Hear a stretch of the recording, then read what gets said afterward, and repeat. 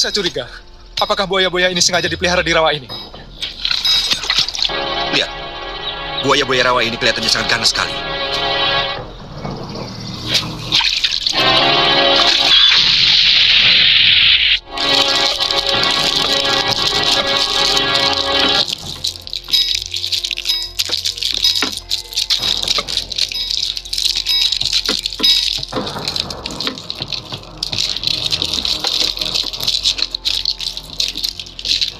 Ada 2 orang abdi hamba yang tewas tercekik oleh pahitnya buah maja.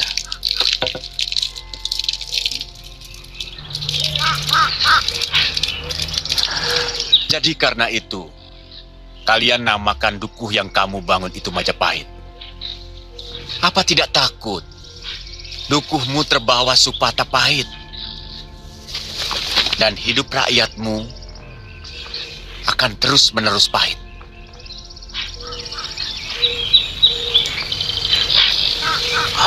Mudah-mudahan nama itu hanya sebagai kenangan pahit kami dalam membangun dukuh,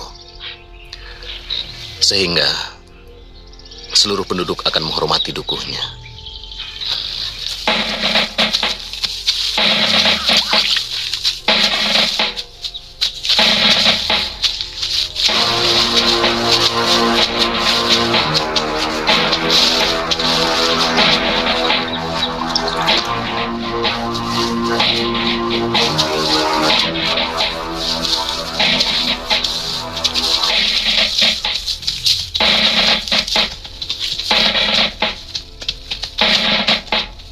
Raden tidak ikut berburu dengan Gusti Prabu.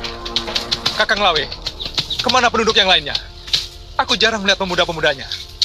Dukuh ini baru ditinggali tidak lebih dari 40 keluarga, Raden. Pemuda-pemuda yang lain, ada yang sedang menggarap ladang, ada yang mencari ikan, dan mungkin ada yang sedang memadu cinta dengan kekasihnya. Rangga Lawe, sebagai bekas Manggala, apa kau betah menjadi petani? Bukan pekerjaan yang saya lihat, Pati. Tapi pengabdian. Saya sudah berniat mengabdi kepada Raden Wijaya. Beliau menjadi petani, saya pun harus rela bertani. Terus terang saya curiga, dukuh ini menyimpan sesuatu yang sangat dirahasiakan. Atas dasar apa Raden mencurigai? Naluri. Aku yakin setiap Manggala Yuda mempunyai naluri. Aku merasakan sesuatu, terutama hutan di seberang rawa sana. Rawa?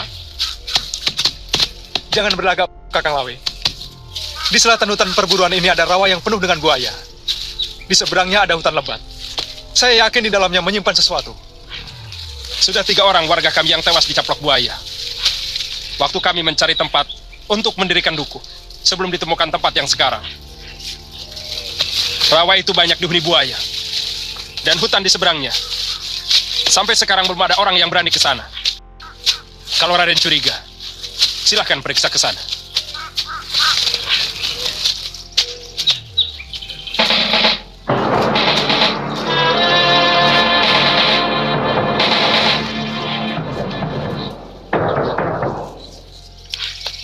Kamu tahu letak desa Lopandak Wijaya? Hamba baru mendengar nama itu, Gusti Prabu. Lopandak. Apa pedukuhan itu jauh dari sini, Gusti? Ada apa, Gusti Prabu? Menurut Arda Raja, desa itu sedang menyiapkan diri untuk memberontak.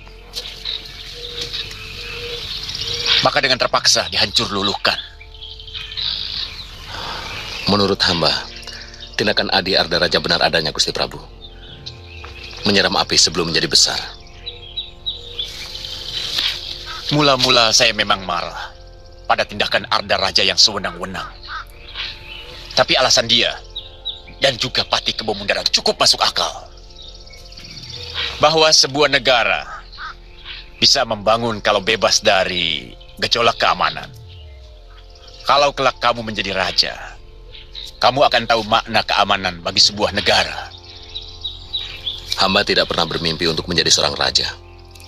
Gusti Prabu, bila pengabdian hamba diterima, itu sudah membahagiakan hamba. Sekarang yang hamba pikirkan adalah bagaimana agar upeti kami yang kami kirimkan kepada Paduka dapat menyenangkan hati Paduka.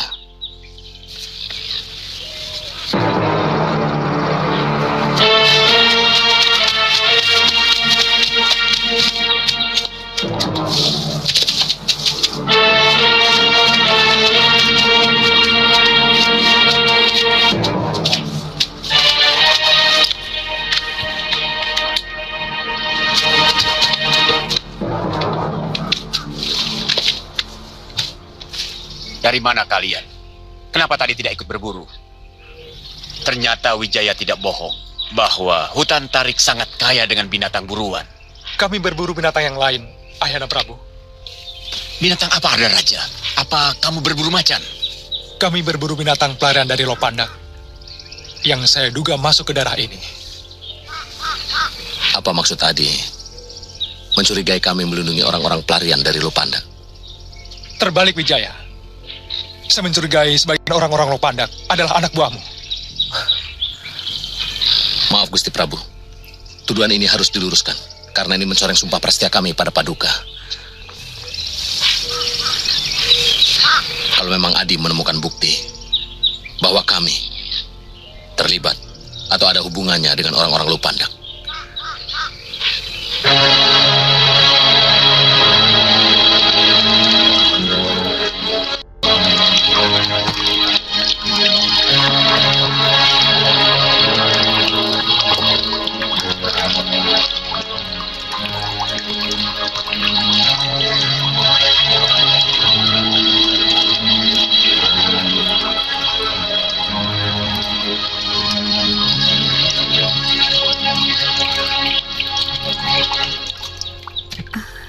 Panji, Iya, Bi. ayo kita pulang. Bibi mau istirahat. Pusing. Bibi? Bibi sakit ya? Iya, ayo kita pulang, Panji.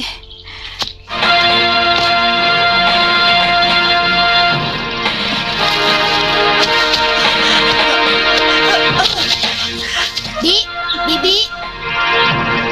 Tolong! Tolong! Tolong! Tolong!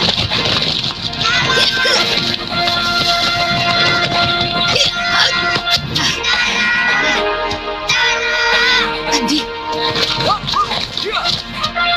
Nyai, mau kemana?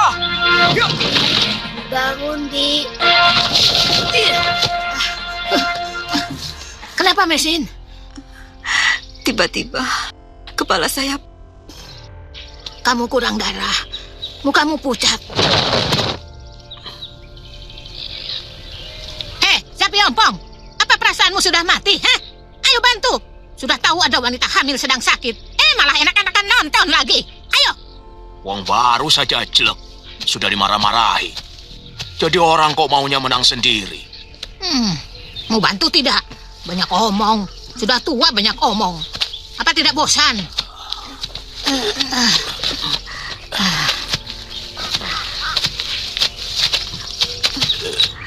Pelan-pelan, sapi ompong. Mapa orang sakit seperti menyeret gedebong pisang saja.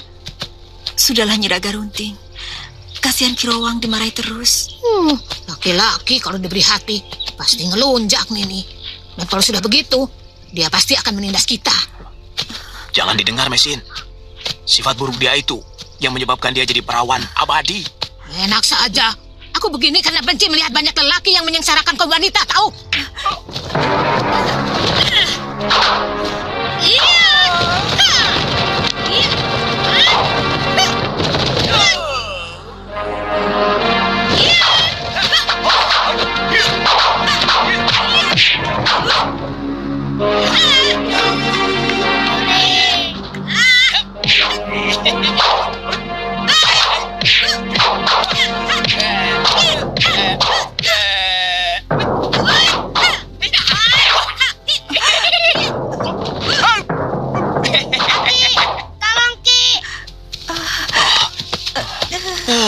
Ini gara-gara kamu, Nyai. Ya. Bagaimana kalau perutnya menghantam tanah? Wah, bayinya bisa mati. Ayo angkat.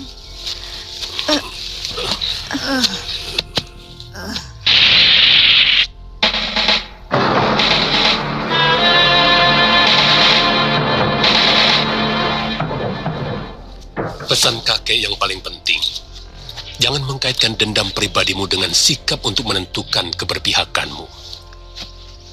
Karena yang menang belum tentu benar, dan yang benar belum tentu penuh baik.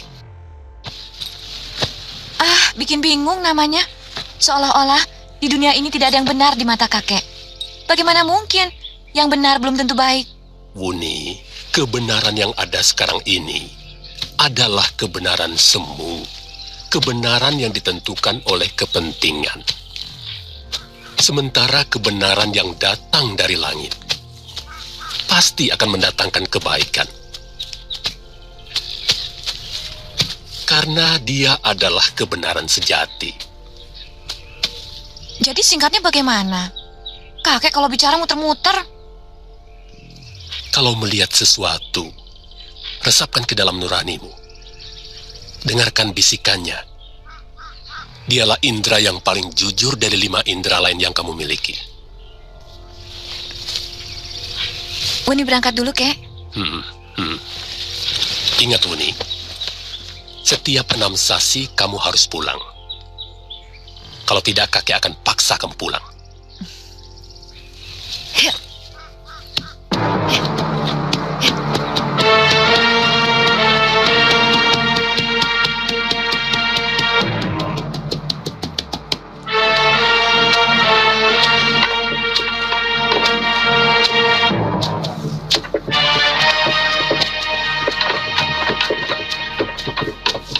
Sebaiknya pohon itu ditebang, sebab menutupi regol samping.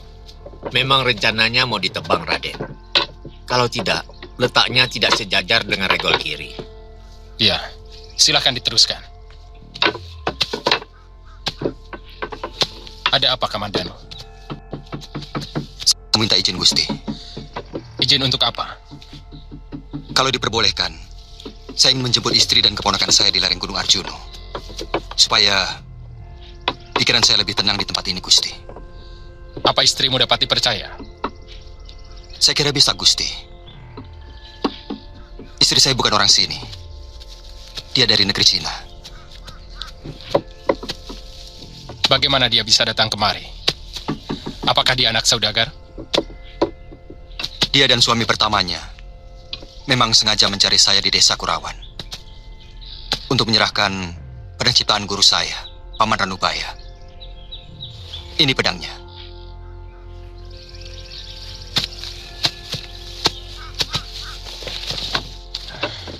Suaminya? Mereka selalu dikejar-kejar tentara Kediri untuk merebut pedang naga puspa ini, Gusti.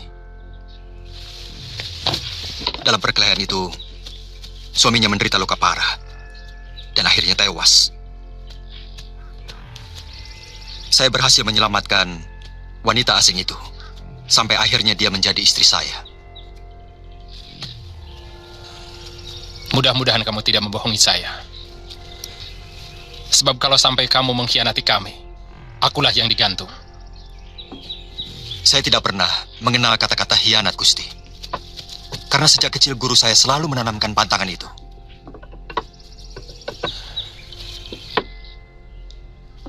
Sebaiknya kau jangan melintasi hutan. Kamu bisa nyasar ke Kediri. Tapi hati-hati. Jangan melewati Jasun Bungkal. Pasukan Kediri dipusatkan di sana. Kamu bisa menemui kesulitan besar. Baik, Gusti. Saya mohon pamit sekarang juga. Kenapa begitu mendadak? Jadi orang sebaiknya punya rencana. Hidup itu harus direncanakan. Semalam, saya bermimpi istri saya jatuh ke dalam jurang, Gusti. Saya khawatir kalau terjadi sesuatu. Karena dia sedang hamil. Lelaki macam apa kamu ini? Istri sedang hamil. Malah ditinggal pergi. Kalau tidak nyasar, saya sudah mendapatkan binatang buruan yang dipesannya, Gusti.